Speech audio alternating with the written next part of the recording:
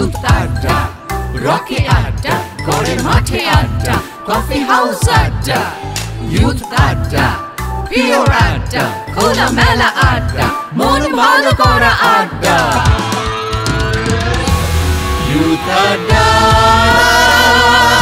Youth আড্ডা, youth আড্ডা।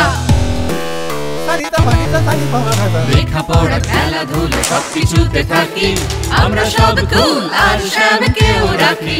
পঞ্চকবি মনে রেখে বাংলা ব্যান্ড শুনি, বাড়িয়ে দিলে হাত আমরা বন্ধু হতে জানি। ইউথ আড্ডা,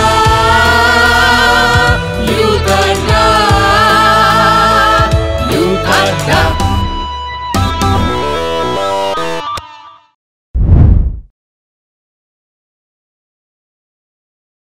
নমস্কার দর্শক বন্ধুরা, ইউথ আড্ডার নবম পর্বে তোমাদের স্বাগত। আজ প্রথমেই থাকছে কুইজ এবং গেম শো নিয়ে জমজমাট কমন রুম। তোমরা যদি চাও ক্লু নিতে পারো। ক্লু কি চাও? এরপর থাকছে মনোবিদের সঙ্গে আলাপচারিতায় হাত বাড়ালেই বন্ধু। এবং কিছু দিনের জন্য তোমাদের কাছে গিয়ে আমি থাকতে চাই, আমি পারছি না পড়াশোনাতে মন বসাতে। সবশেষে থাকছে পায়ে পায়ে কাছে দূরে। এখানে আমরা দেখব চন্দননগরের ইতিহাস 1673 থেকে 1954 পর্যন্ত। তাহলে চলো প্রথমেই চলে যাই হেরম্বচন্দ্র কলেজের কমন রুমের আড্ডায়। আচ্ছা, এই মুহূর্তে ইউথ আড্ডা নিয়ে আমরা চলে এসেছি হেরম্বচন্দ্র কলেজে, আর আমি হাঁটছি সেই কলেজেরই করিডোরে। আজ কমন রুমে গল্প হবে, আড্ডা হবে, আরও অনেক কিছু হবে। আমাদের সঙ্গে থাকো শেষ মুহূর্ত পর্যন্ত। তাহলে যাওয়া যাক কমন রুমে।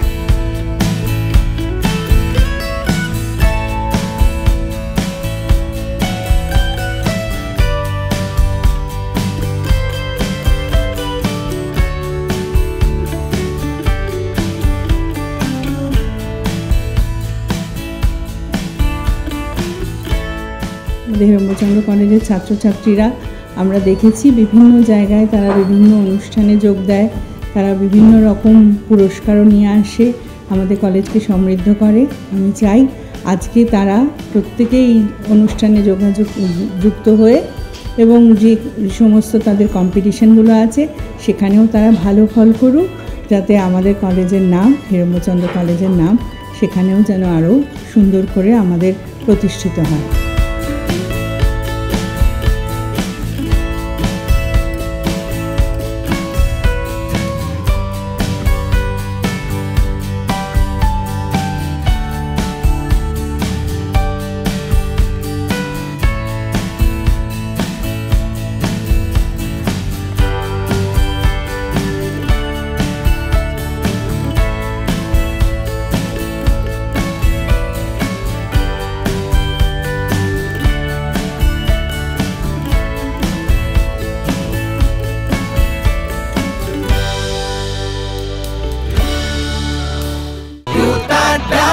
ইউথ আড্ডা টিম এই মুহূর্তে হেরম্বচন্দ্র কলেজের কমন রুমে। শুরু করব প্রথম রাউন্ড, জানা অজানা। তবে তার আগে আমার সঙ্গে রয়েছে টিম এ এবং টিম বি, ওদের সঙ্গে একটু পরিচয় করে নেব। টিম এ কারা কারা রয়েছে? প্রথমে শুরু করো, তোমার নাম? আমি রাজদীপ দে। আমি সায়নী দত্ত। আমি শ্রেয়সী দেবনাথ। আমি মৌসুমী সর্দার। Team B? আমি অলকানন্দা দাশগুপ্ত। আমি অনুভা দাস। আমি সঞ্চারী ব্যানার্জি। আমি অর্কদীপ দাস। টিম এ এবং টিম বি কে নিয়ে শুরু করবো আমাদের প্রথম রাউন্ড। কিন্তু দুজনদের দেখেই মনে হচ্ছে খুব ভয় ভয় আছে, পরীক্ষার হলে বসে আছে মনে হচ্ছে। শুরু করব জানা অজানা।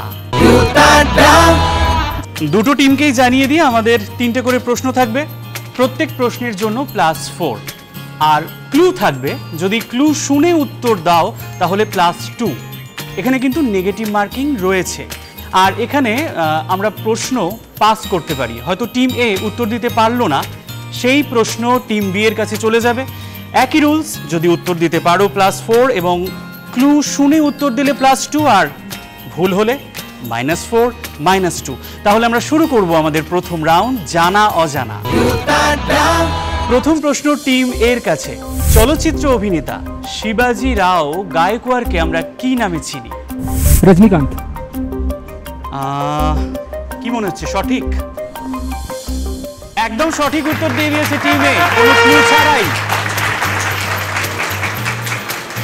টিম এ একদম সঠিক উত্তর দিয়েছে, তবে আমি তাও ক্লুটা একবার জানিয়ে দিচ্ছি। অভিনয় জগতে আসার আগে একসময় বাস কন্ডাক্টর হিসেবে তিনি জীবিকা নির্বাহ করেছিলেন। আমাদের দ্বিতীয় প্রশ্ন টিম এর জন্য, out of my comfort zone কোন প্রাক্তন অস্ট্রেলিয়ান ক্রিকেটারের আত্মজীবনী? একটু ঝটপট ভাবতে হবে, হাতে সময় কিন্তু খুব কম। তোমরা যদি চাও ক্লু নিতে পারো। ক্লু কি চাও? হ্যাঁ, ক্লু লাগবে। ক্লু দিয়ে দিই। 1999 সালে বিশ্বকাপ সেমিফাইনালে তার ক্যাচ মিস করার পর দক্ষিণ আফ্রিকার হার্সেল গিবসকে তিনি বলেছিলেন, তুমি তো বিশ্বকাপটাই হাত থেকে ফেলে দিলে। কি মনে হচ্ছে? উত্তর পাস। টিম এ এই প্রশ্ন পাস করে দিয়েছে। আমরা চলে যাব টিম বি এর কাছে, দেখব তারা উত্তর দিতে পারে কিনা। টিম বি প্রথমেই না, একটু কি ভাবা যায় না? টিম বিও উত্তর দিতে পারলো না। উত্তরটা আমাকেই দিতে হবে। স্টিভ ওয়া। টিম এর কাছে তৃতীয় প্রশ্ন, ভারতীয় রেলের কোন ট্রেন তার যাত্রাপথে দীর্ঘতম দূরত্ব অতিক্রম করে? ওর চোখটা একটু বড় বড় হয়ে গেছে।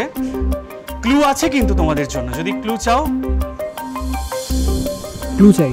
ক্লু, আচ্ছা। ডিব্রুগড় থেকে কন্যাকুমারী রুটে চলাচল করে এই ট্রেনটি। পারা যাবে উত্তর? রাজধানী। টিমে একেবারেই ভুল উত্তর, তোমাদের -2। আমরা টিম বি এর কাছে যাই, দেখি এর উত্তর পাই কিনা।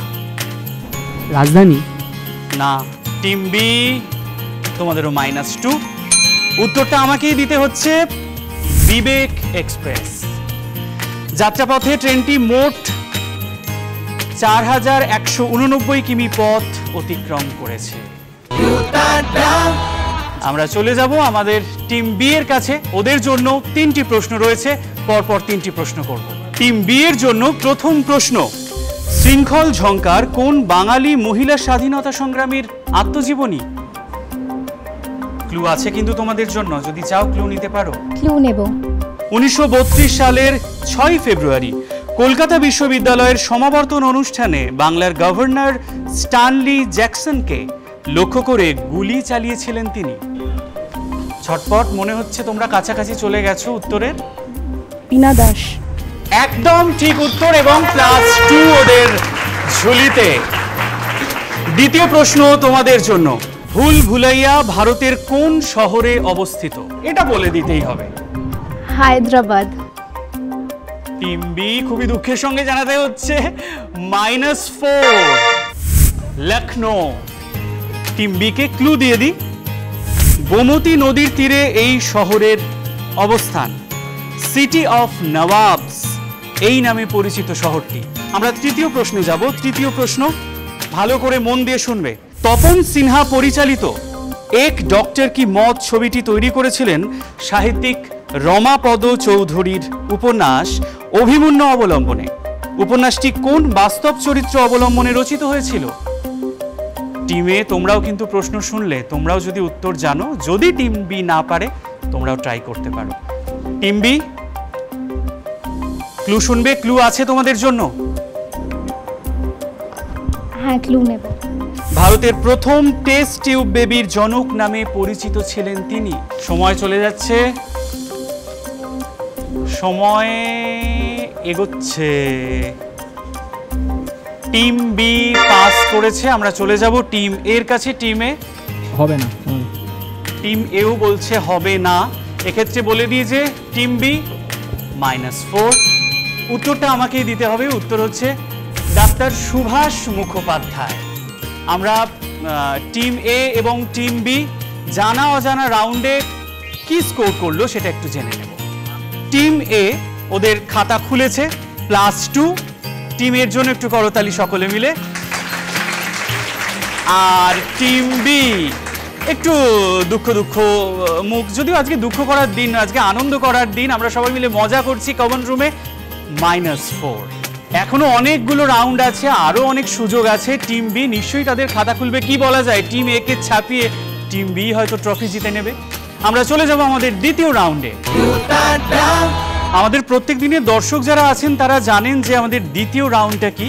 হ্যাঁ, আমার হাতে চলে এসেছে সিনেমার নাম। আমাদের দ্বিতীয় রাউন্ড শুরু করব কহেন কবি কালিদাস।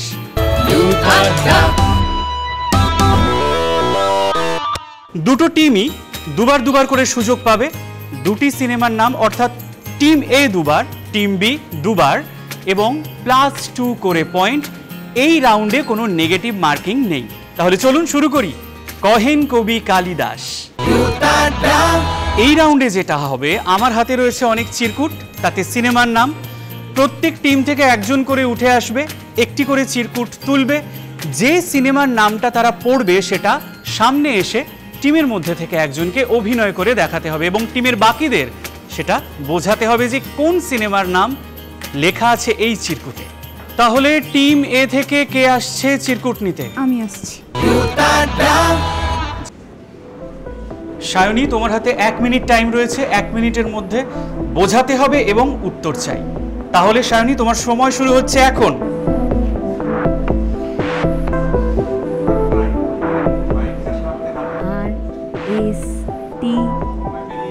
সময় চলে যাচ্ছে। সময় কিন্তু ক্রমশ দৌড়চ্ছে।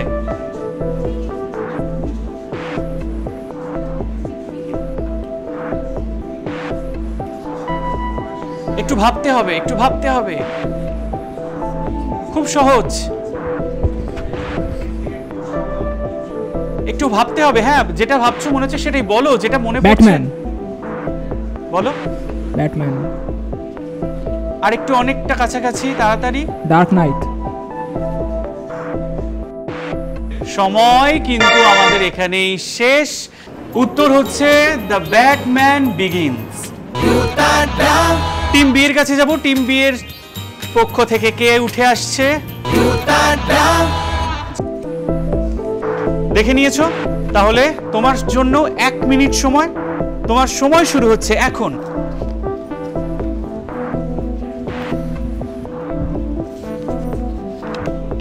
বলো বলো, মাইকে বলবে, মাইকটা মুখের সামনে।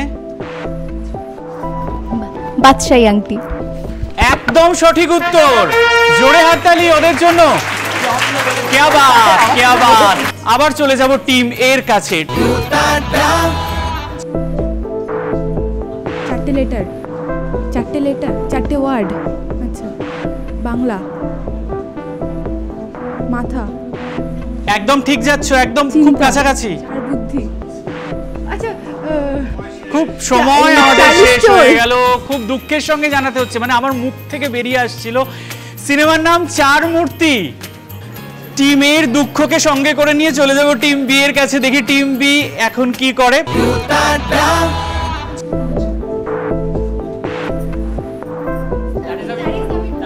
একদম সঠিক উত্তর। টিম বি একেবারে সঠিক উত্তর। এই রাউন্ডের শেষে আমরা তাহলে দেখছি যে টিম এ এই রাউন্ডে -0 আর টিম বি +4, কিন্তু আগে ওদের নেগেটিভ ছিল, তাই ওরা রয়েছে এই রাউন্ডের শেষেও 0-তে, কিন্তু টিম এ +2-তে। খাই খাই করো কেন, এসো বসো আহারে। বুঝতে পারছেন, কমন রুমের আড্ডা চলছে, আর খাওয়া দাওয়া হবে না সেটা কি হয়? আমার হাতে রসগোল্লা। আমি খাবো না, খাবে টিম এ এবং টিম বি। থার্ড রাউন্ড আপনারা জানেন, খাই খাই। এখন খাই খাই চলবে আমাদের এই পর্বে।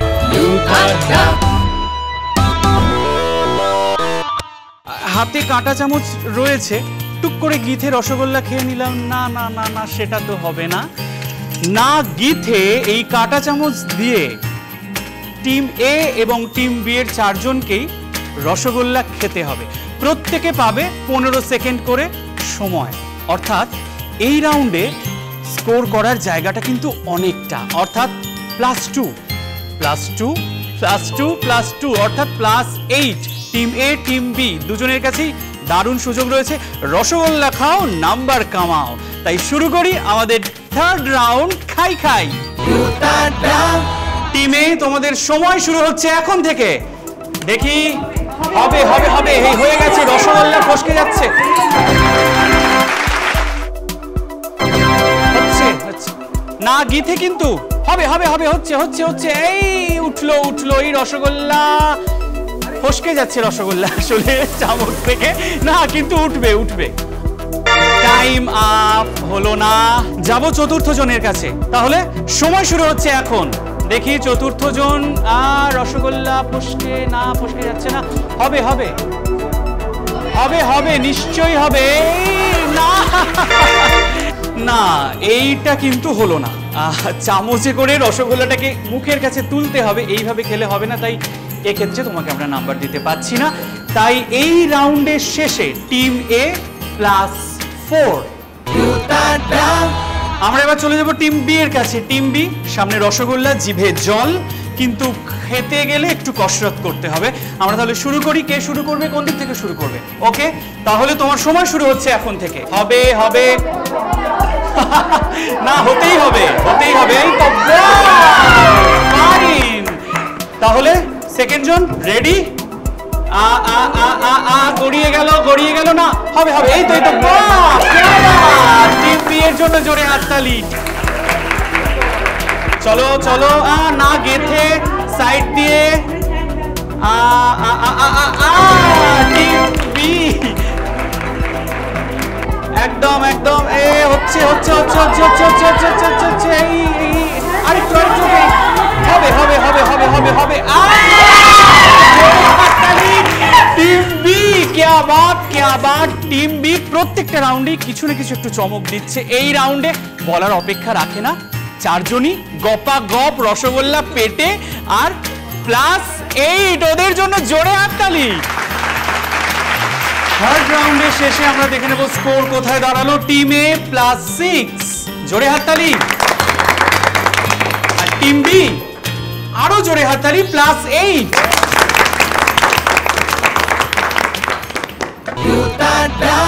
এই মুহূর্তে আমার হাতে বল, আর বুঝতেই পাচ্ছেন ফোর্থ রাউন্ড লক্ষ্যভেদ। হ্যাঁ, এই বল বাস্কেটে ফেলতে হবে। টিম এ, টিম বি, তোমরা দুজনেই পাবে 1 মিনিট করে সময়। 1 মিনিটের মধ্যে 10টা বল বাস্কেটে ফেলতে হবে।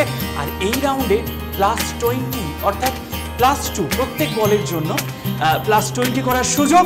তাহলে টিম এ, টিম বি রেডি তো? একটু মুখে শুনি। ওকে, চলো আমরা শুরু করব আমাদের ফোর্থ রাউন্ড লক্ষ্যভেদ।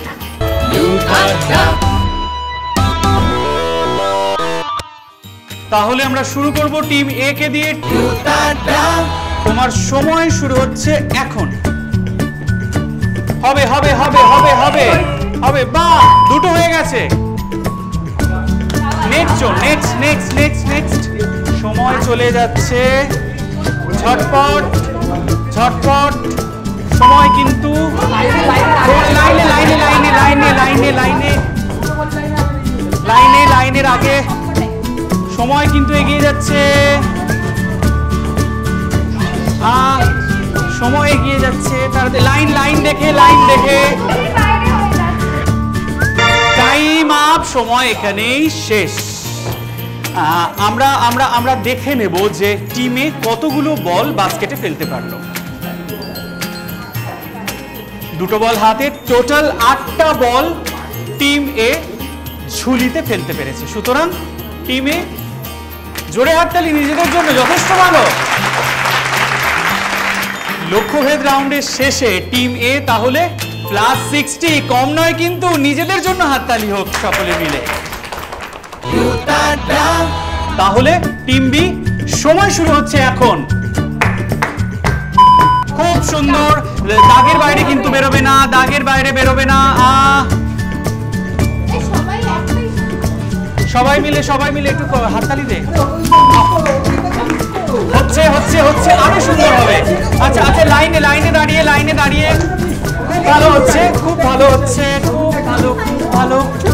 চলো, লাইনটা মিস করলে হবে না। লাইনটা কিন্তু মাথায় রাখতে হবে। লাইনের বাইরে নয়, লাইনের বাইরে নয়। Very good team B, team B very good. সময় কিন্তু এগিয়ে যাচ্ছে। আর একটা হাতে টিম বি, হবে হবে হবে হবে, এটা একটা হবে। সময় এখনো আছে।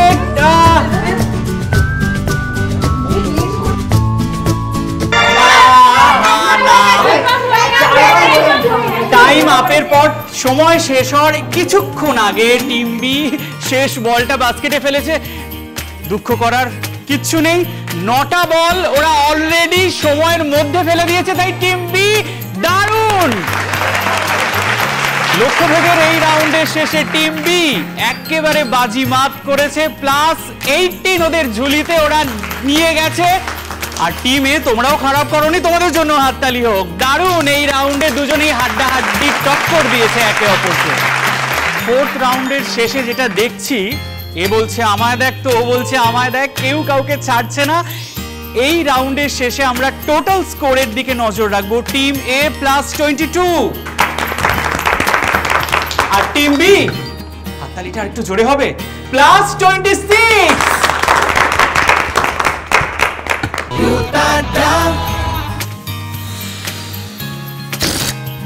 না না না, এই বেলুন ফোলানোটা না আমার দ্বারা কোনোদিনই হয়নি। চেষ্টা কিন্তু আমি করে যাচ্ছি প্রতিদিন, প্রত্যেক মুহূর্তে। হাতে বেলুন চলে এসেছে, বেলুন ফোলাতে হবে। 5th রাউন্ড, 5ম রাউন্ডে শেয়ানে শেয়ানে টক্কর। এমনিতেই শেয়ানে শেয়ানে টক্কর চলছে শুরু থেকেই। টিম এ টিম বি, এ বলে আমায় দেখ তো ও বলে আমায় দেখ। দুটো টিমের কাছেই অনেক বেলুন, কে কতগুলো বেলুন ফোলাতে পারে। শেয়ানে শেয়ানে রাউন্ড শুরু করব ওদের দুজন। দুটো টিমই এই রাউন্ডে 1 মিনিট করে সময় পাবে, টিম এ এবং টিম বি। 1 মিনিটের মধ্যে যতগুলো বেলুন ফোলাবে +2। বোঝা গেল? তাহলে আমরা শুরু করি দুই টিমকে নিয়ে শেয়ানে শেয়ানে। তাহলে টিম এ সময় শুরু হচ্ছে এখন থেকে। বাহ, क्या बात, খুব ভালো হচ্ছে। ভেরি গুড টিম এ। টিমে ইতিমধ্যেই তিনটে হয়ে গেছে, 4টে, 7টা। টিমে অলরেডি 7টা বেলুন করে ফেলেছে। কি মনে হচ্ছে তোমরা এরকম পারবে তো? টিম বি, টিম এ লাফালাফি শুরু করে দিয়েছে রীতিমতো, মানে খুব এক্সাইটেড বেলুন ফোলানো নিয়ে। টিম এ এরপরে বেলুন ফোলানোর কম্পিটিশনে প্রথম হবে প্রত্যেকে। টাইম আপ টিম এ, এখানেই থামতে হবে। আমরা দেখে নেব টিম এ কতগুলো বেলুন ফোলাতে পেরেছে সময়ের মধ্যে। 1টা, 2টো, 11, 12, 13। জোরে হাততালি টিম এর জন্য। এই রাউন্ডে টিমে +26। জোরে হাততালি, গর্ব হচ্ছে ওদের জন্য, ওদের নিজেদের জন্য। আমরা টিমের এই হাসি খুশি মুখটাকে সঙ্গে করে নিয়ে চলে যাব টিম বি এর কাছে। টিম বি,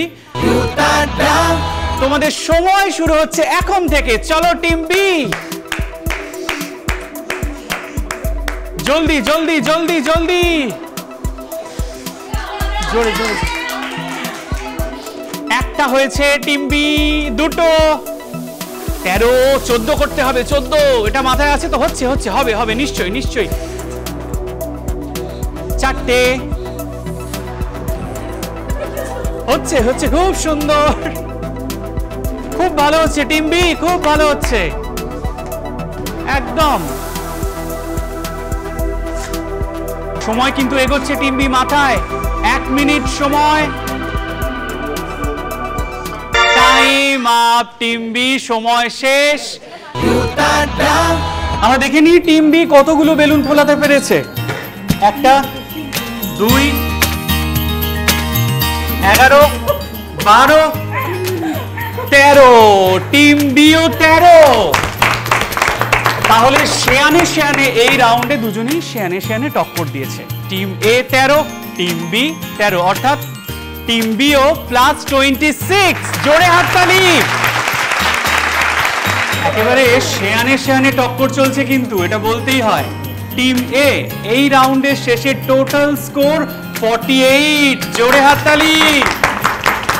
আর টিম বি কত মনে হচ্ছে? টিম বি এই রাউন্ডের শেষে 52। জোরে হাততালি। কমন রুমের একেবারে শেষ রাউন্ডে আমরা চলে এসেছি। সপাট। হ্যাঁ, 5টা প্রশ্ন, ছটপট 1 মিনিটের মধ্যে উত্তর দিতে হবে। আর প্রত্যেক প্রশ্নের জন্য +2, ভুল উত্তর হলে -2। তাই টিম এ টিম বি, তোমরা কি রেডি এই রাউন্ডের জন্য? ওকে, তাহলে শুরু করব টিম এ কে দিয়ে।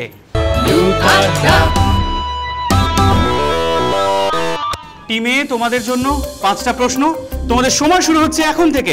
বিখ্যাত কমিক চরিত্র চাচা চৌধুরীর সহকারী সাবু কোন গ্রহের অধিবাসী? পরের প্রশ্ন, চলে যাই। চন্দ্রভাগা সমুদ্র সৈকত ভারতের কোন রাজ্যে অবস্থিত? পরের প্রশ্ন, হাটে-বাজারে উপন্যাসের রচয়িতা কে? পরের প্রশ্ন, মোহিনীআট্টাম ভারতের কোন রাজ্যের ধ্রুপদী নৃত্য? কেরালা। একদম সঠিক উত্তর। পরের প্রশ্ন, দলীপ ট্রফি কোন খেলার সঙ্গে যুক্ত? সময় শেষ। টিম এ একটি মাত্র প্রশ্নের উত্তর দিতে পেরেছে। ওদের স্কোর +2। আমি একটু উত্তরগুলো জানিয়ে দিই আপনাদের। বিখ্যাত কমিক চরিত্র চাচা চৌধুরীর সহকারী সাবু কোন গ্রহের অধিবাসী ছিল? টিম এ জুপিটার বা বৃহস্পতি। চন্দ্রভাগা সমুদ্র সৈকত ভারতের কোন রাজ্যে অবস্থিত? ওড়িশা। হাটে-বাজারে উপন্যাসের রচয়িতাকে? ডক্টর বলাই চাঁদ মুখোপাধ্যায় বা বনফুল। দলীপ ট্রফি কোন খেলার সঙ্গে যুক্ত? ক্রিকেট। টিম এ সপাট রাউন্ডে একটু মন খারাপ করে লাভ নেই, এগুলো হয়েই থাকে। তোমরা স্কোর করলে +2 তোমাদের খাতায় অ্যাড হলো। আমরা চলে যাব টিম বি এর কাছে। টিম বি এর কাছে চলে এসেছি। টিম বি, কি মনে হচ্ছে এই রাউন্ডে বাজিমাত হবে তো? নিশ্চয়ই হবে। তোমাদের সময় শুরু হচ্ছে এখন। সত্যজিৎ রায় সৃষ্ট চরিত্র ফেলুদার আবির্ভাব হয়েছিল কোন গল্পে? পরের প্রশ্ন, কেওয়ালাদেও ন্যাশনাল পার্ক কোন রাজ্যে অবস্থিত? গোরা উপন্যাসের রচয়িতাকে? একদম সঠিক উত্তর। দ্রোণাচার্য পুরস্কার কোন ক্ষেত্রে প্রদান করা হয়? হুগলি জেলার জনাই কোন মিষ্টির জন্য বিখ্যাত? একদম সঠিক উত্তর। টিম বি, সময় শেষ। টিম বি যে প্রশ্নের উত্তর ওরা দিতে পারেনি, সত্যজিৎ রায় সৃষ্ট চরিত্র ফেলুদার আবির্ভাব হয়েছিল কোন গল্পে? ফেলুদার গোয়েন্দাগিরি। কেওলাদেও ন্যাশনাল পার্ক কোন রাজ্যে অবস্থিত? রাজস্থান। দ্রোণাচার্য পুরস্কার কোন ক্ষেত্রে প্রদান করা হয়? ক্রীড়া প্রশিক্ষণ। 5টা প্রশ্নের মধ্যে 2টো প্রশ্নের সঠিক উত্তর টিম বি দিয়েছে। +4 ওদের ঝুলিতে এই রাউন্ডের শেষে। খেলা শেষ। একেবারে রাউন্ডের শেষে, প্রত্যেকটা রাউন্ডের শেষে টোটাল স্কোর টিম এ এবং টিম বি কি করলো সেদিকে তো অবশ্যই যাব। তবে দুটো টিমই কিন্তু দারুণ খেলেছে, দুজনেই নিজেদের জন্য জোরে হাততালি। খেলার শেষে আমরা যেটা দেখতে পাচ্ছি, টিম এ +50 টোটাল স্কোর, জোরে হাততালি, খারাপ নয়। আর টিম বি আজকের উইনার 56। একেবারে কাছাকাছি দুটো টিম রয়েছে, কেউই কাউকে ছেড়ে দেয়নি। ওই শেয়ানে টক্কর দুজনদের মধ্যেই হয়েছে, তাই দুজনের জন্যই রইল অনেক অনেক শুভেচ্ছা। হেরুম্বচন্দ্র কলেজের কমন রুমে আজ সত্যি দারুণ মজা হলো। তোদের মজা হলো তো? মজা করলি? আসলে খেলাটা তো একটা শুধুই ছল আড্ডা দেবার। এখানে এই হারা জেতা, বেশি নাম্বার কম নাম্বার এটা কোনোই ম্যাটার করে না। আসল আমাদের উদ্দেশ্য আড্ডা, সবাই মিলে একসাথে আড্ডা দেওয়া। আজ একদম শেষে আমার হাতে ট্রফি রয়েছে। ট্রফি উইনারের হাতেই তুলে দেবো, কিন্তু এই ট্রফি এদের দুটো টিমে, কারণ দুজনেই সমানে সমানে টক্কর দিয়েছে আর সবাই আমরা একে অপরের বন্ধু। তাই কেউ বেশি নম্বর কেউ কম নম্বর হয়তো পেয়েছে, কিন্তু কোথাও গিয়ে ওরা সবাই এক। হেরুম্বচন্দ্র কলেজের এই আজকের দিনটা আমাদের স্মৃতির পাতায় কিন্তু থেকে যাবে এবং অনেক দিন মনে থাকবে। তোদেরও মনে থাকবে তো? একদম অবশ্যই। তাই এই ট্রফি ওরা সবাই মিলে নেবে। হেরুম্বচন্দ্র কলেজ, হেরুম্বচন্দ্র কলেজ, ইউথ আড্ডা, কলকাতা দূরদর্শন। এবার সময় হয়েছে আমাদের পরবর্তী সেগমেন্টের, যেখানে তোমাদের মনের কথা শোনার জন্য অপেক্ষায় রয়েছে দুই বন্ধু।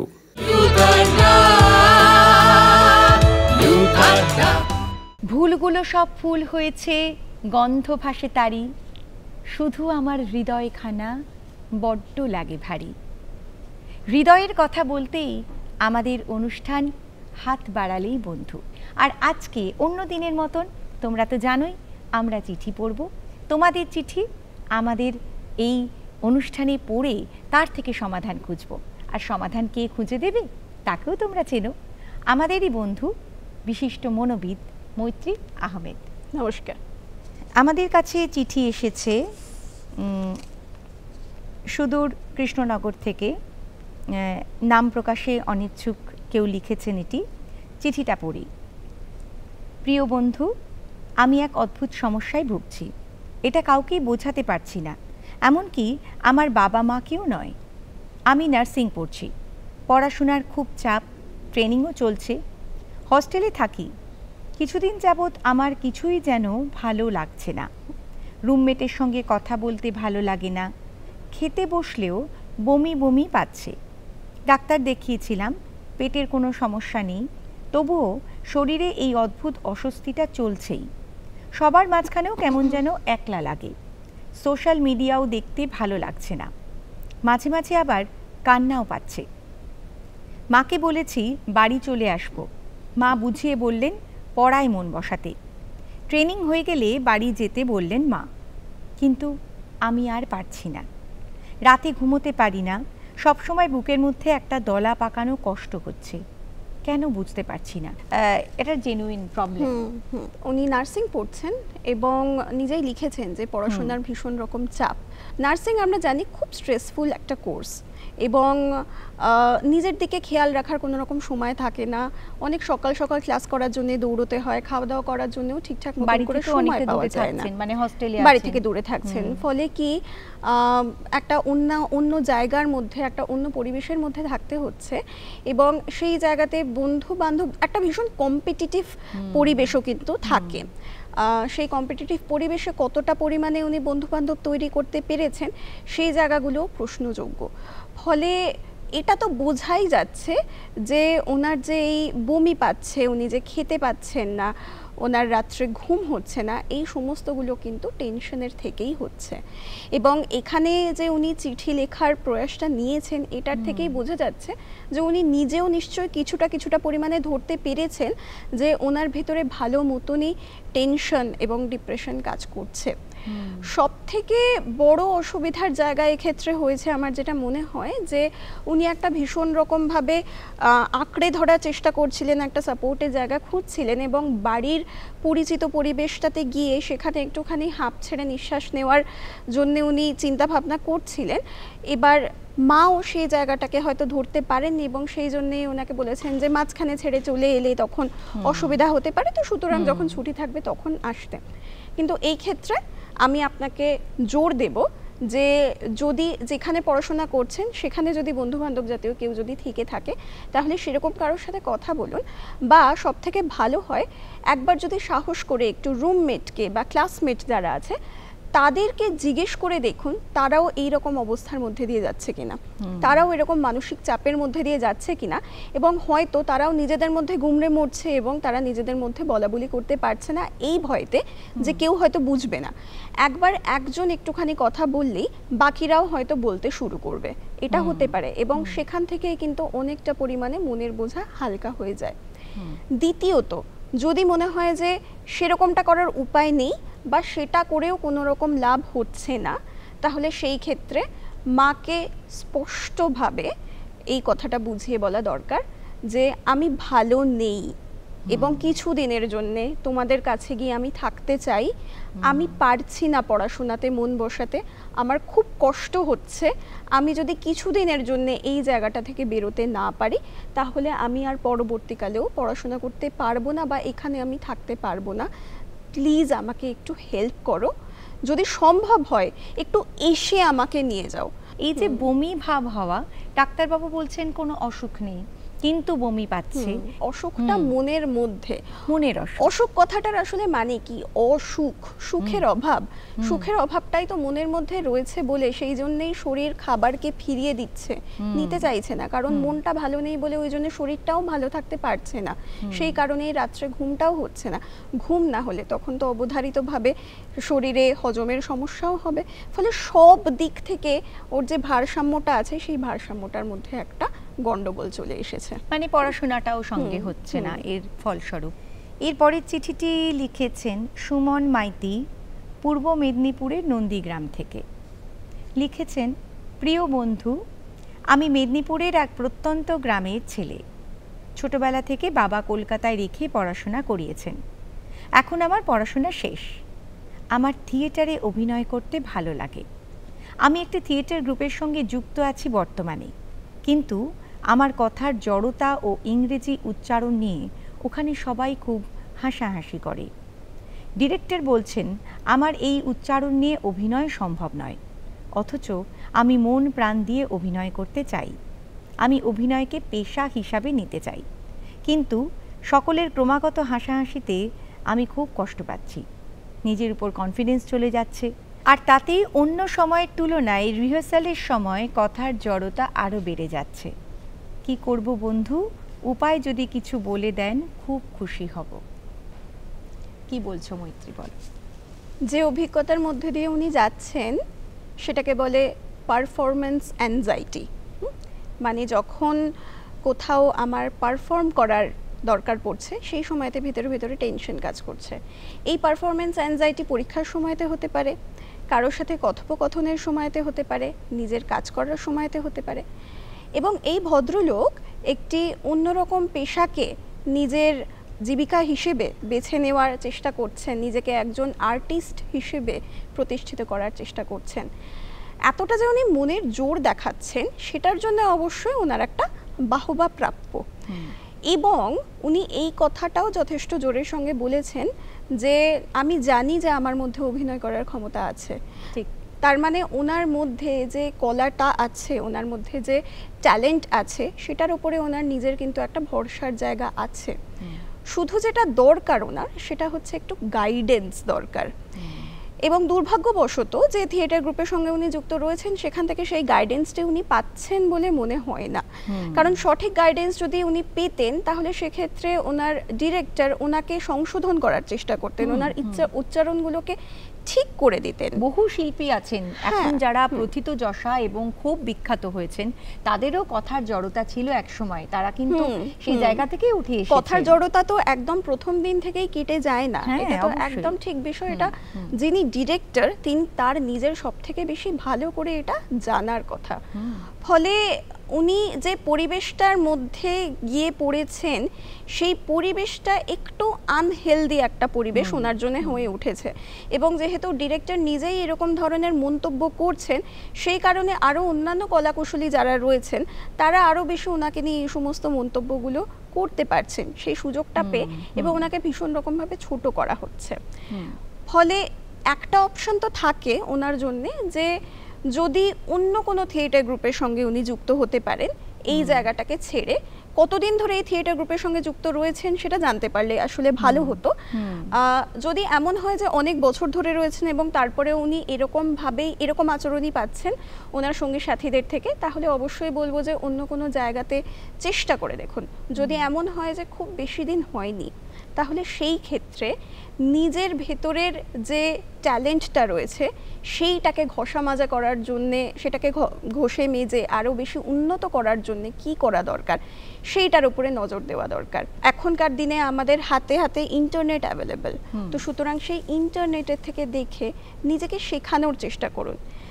যদি মনে হয় যে নিজের উচ্চারণের দিকে কোথাও কোনো পরিবর্তন করার দরকার আছে সেগুলো সেই রকমভাবে পরিবর্তন করুন এবং আরও বেশি দ্বিগুণ জোরের সাথে মঞ্চে গিয়ে নিজের সবটা দিন।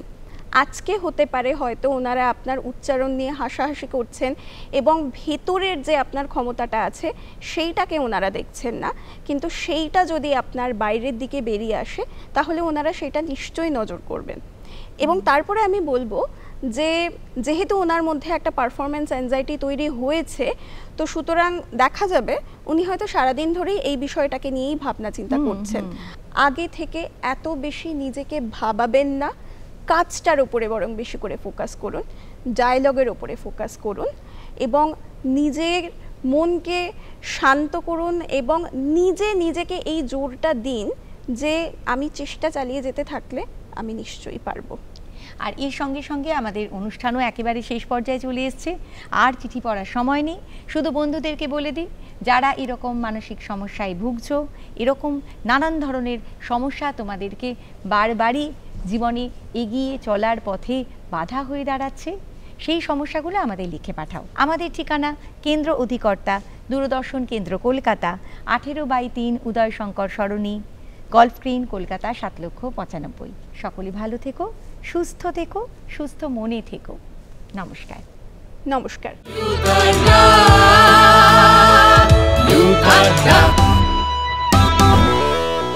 চলে যাব আমাদের পরবর্তী সেগমেন্টে, যেখানে দেখে নেব চন্দননগরের ইতিহাস সমৃদ্ধ এক সংগ্রহশালা।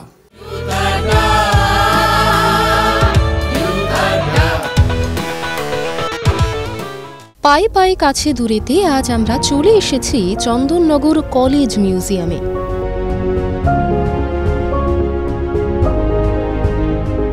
হুগলি নদীর পশ্চিম পাড়ে অবস্থিত চন্দননগরের সঙ্গে জড়িয়ে আছে সুদীর্ঘ ইতিহাস। সপ্তদশ শতকে চন্দননগর পরিণত হয় এক গুরুত্বপূর্ণ বাণিজ্য কেন্দ্রে, গড়ে ওঠে ফরাসি উপনিবেশ, যে কারণে এই জনপদ পরিচিত ছিল ফরাসডাঙ্গা নামে।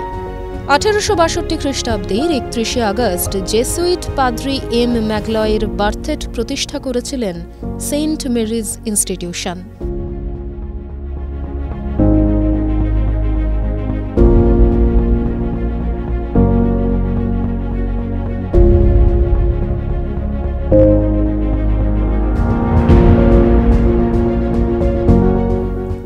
কালক্রমে 1901 খ্রিস্টাব্দে চন্দননগরের প্রাক্তন মেয়র জোসেফ ফ্রাঙ্কয়েস ডুপ্লের নাম অনুসারে এই শিক্ষা প্রতিষ্ঠানের নামকরণ করা হয় ডুপ্লে কলেজ। ভারতের স্বাধীনতা অর্জনের পর 1948 খ্রিস্টাব্দের নভেম্বর মাসে এই কলেজের নাম পরিবর্তন করে রাখা হয় চন্দননগর কলেজ। চন্দননগর কলেজের ডিপার্টমেন্ট অফ হেরিটেজ স্টাডিজের উদ্যোগে প্রায় 200 বছরের পুরনো ঐতিহাসিক হেরিটেজ বিল্ডিংয়ে স্থাপিত হয়েছে এই মিউজিয়াম। মোট 5টি ঘরে সযত্নে সংরক্ষণ করা হয়েছে ভারতের সশস্ত্র স্বাধীনতা আন্দোলনের অসংখ্য গুরুত্বপূর্ণ নথি, ডিঙি নৌকা, চরকা, তাঁত প্রভৃতি। 1905 খ্রিস্টাব্দে লর্ড কার্জনের বঙ্গভঙ্গ ঘোষণার পরে পরাধীন ভারতবর্ষ জেগে ওঠে এক অভূতপূর্ব জাতীয়তাবাদী উন্মাদনায়। সক্রিয় হয়ে ওঠে অনুশীলন এবং যুগান্তর গুপ্ত সমিতি। এই আন্দোলনের রেশ এসে পড়ে চন্দননগরেও। ডুপ্লে কলেজের অধ্যক্ষ চারুচন্দ্র রায় ছিলেন চন্দননগরের বিপ্লব যজ্ঞের প্রধান হোতা। তার উল্লেখযোগ্য ছাত্রদের মধ্যে ছিলেন উপেন্দ্রনাথ বন্দ্যোপাধ্যায়, কানাইলাল দত্ত, রাসবিহারী বসু, শ্রীশচন্দ্র ঘোষ প্রমুখ। চারুচন্দ্র রায়ের উৎসাহে সৎপথালম্বী সম্প্রদায়ের সক্রিয় সদস্য মতিলাল রায় জড়িয়ে পড়েন বিপ্লব সাধনায়। 1908 খ্রিস্টাব্দের 11 এপ্রিল চন্দননগরের মেয়র তারদেভেলের বাসভবনে বোমা নিক্ষেপ করেন যুগান্তর দলের বিপ্লবী ইন্দুভূষণ রায়। মে মাসে আলিপুর বোমার মামলায় চারুচন্দ্র রায় গ্রেফতার হন। সেই বছরই ক্রমবর্ধমান বৈপ্লবিক কার্যকলাপের অভিযোগে ফরাসি কর্তৃপক্ষ ডুপ্লে কলেজ পরবর্তী 23 বছরের জন্য বন্ধ করে দেন। প্রেক্ষাপটে ছিল ব্রিটিশ সরকারের প্রবল চাপ, তা বলাই বাহুল্য। এরপর মতিলাল রায়, শ্রীশচন্দ্র ঘোষ, নরেন্দ্রনাথ বন্দ্যোপাধ্যায়, অধ্যাপক জ্যোতিষচন্দ্র ঘোষ প্রমুখ নতুন উদ্যমে চন্দননগর বিপ্লবী সমিতির হাল ধরেন। ব্রিটিশ পুলিশের নথিতে যার উল্লেখ পাওয়া যায় চন্দননগর গ্যাং নামে। 1908 খ্রিস্টাব্দের 31 আগস্ট আলিপুর জেলে বিশ্বাসঘাতক নরেন গোসাইকে গুলি করে হত্যা করেন কানাইলাল দত্ত এবং সত্যেন্দ্রনাথ বসু।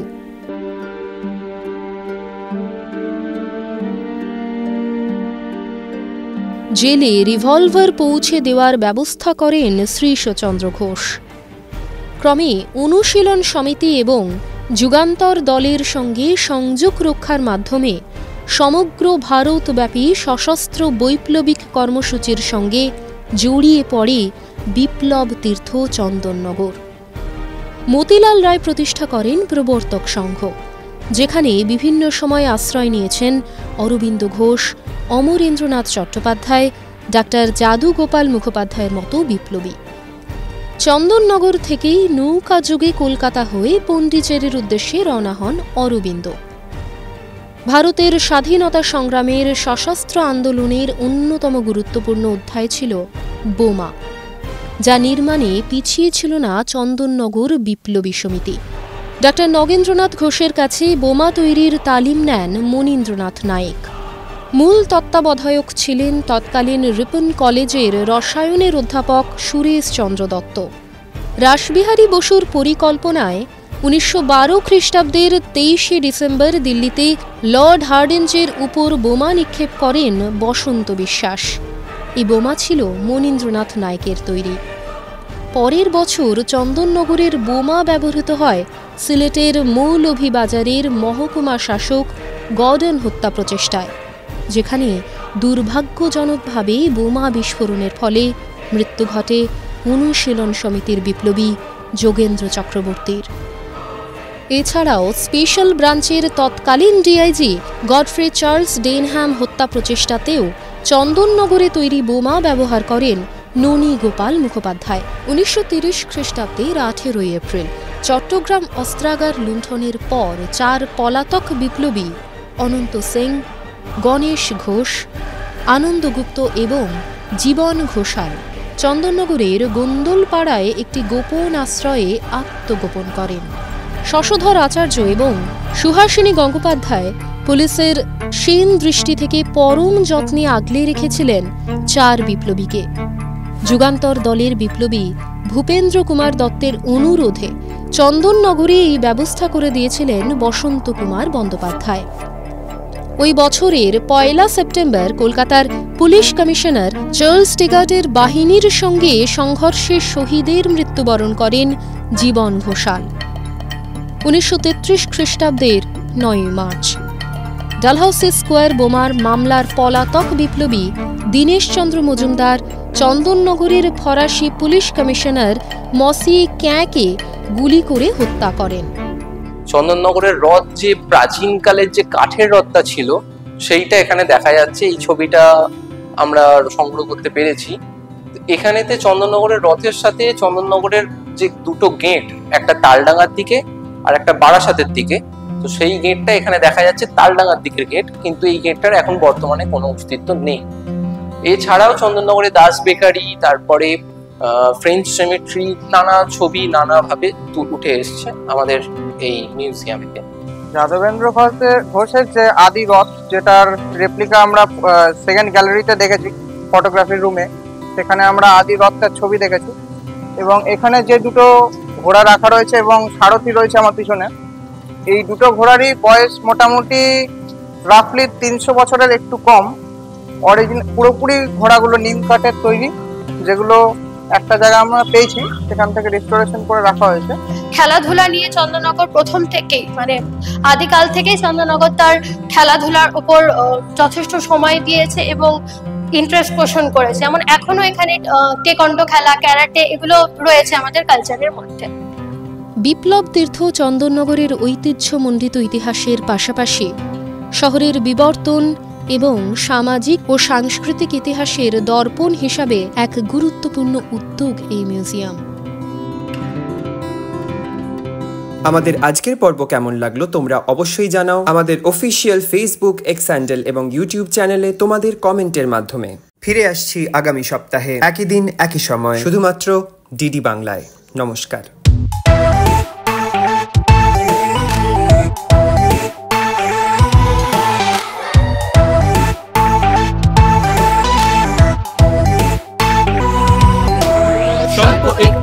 হলে বিনটা জমে ক্ষীর শহর থেকে পালিয়ে করি ইনস্টাগ্রামে ভিড় পায়ে পায়ে কাছে দূরে ব্লগ করি ঘুরে লক্ষ্য ভেদ করে ফেলি স্বপ্নগুলো জুড়ে